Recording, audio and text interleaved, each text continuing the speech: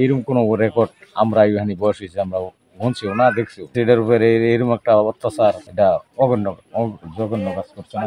বাড়িতে খবর পাইলাম যে দুইজন গেল জিব্বা কাটিয়ার, তখন বাড়িতে তারা আসিল, আমার মেয়ে গড়তে বাড়ি গেছে কলফারও একটা নামাজের আগে যায় দেয় যে বাল্টির মধ্যে জিব্বা।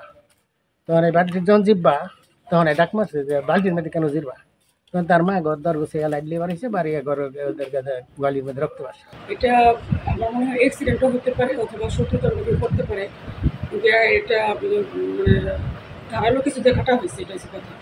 এটা মানে একদম ধারালো কিছুতে কাটা হয়েছে, এটা সুতার কাটাও হইতে পারে অথবা ধারালো কোনো অস্ত্র দিয়ে কাটতে পারে, সেগুলো আমি দেখি নাই। যেহেতু ধারালো কিছুতে কাটা হয়েছে, মানুষ কেটেছে নাকি কোনো সুতা দিয়ে বা কোনো জিআই টানটা কাটা হয়েছে, সেটা তো আমরা না দেখে তো আর ডাইরেক্ট বলতে পারি না যে এটা দিয়ে হয়েছে। ধারালো কিছু দিয়ে এটা একদম প্লেনভাবে কাটা হয়েছে। মালিককে আমি বলে দিয়ে এসেছি যে আপনাকে যেহেতু তার আমাদের মানে আমরা মেডিকেল আমাদের ভেটেরিনারি পাশে আমরা বলি যে প্রিহেনসাইল অর্গান হচ্ছে আমাদের টান। তার মানে আমরা যখন হাত দিয়ে মুখে রেখে খাবারটা ঢুকাই, গরু কিন্তু এই জিহ্বা দিয়ে তার প্রিহেনসাইল অর্গানটা ওটাতে খাবার ঢুকায়। যেহেতু তার মানে এই প্রিহেনসাইল অর্গানটা নাই, এখন অ্যাক্সিডেন্ট হোক যেভাবে রিমুভ হয়ে গেছে, তো আমি বলে দিয়ে আসলাম যে কীভাবে আপনারা মুখে একটু খাবার উঠিয়ে দিবেন অথবা পানি দিলে একটু বেশি করে দিবেন, যেন সে একটু মুখ ডুবাই খেতে পারে।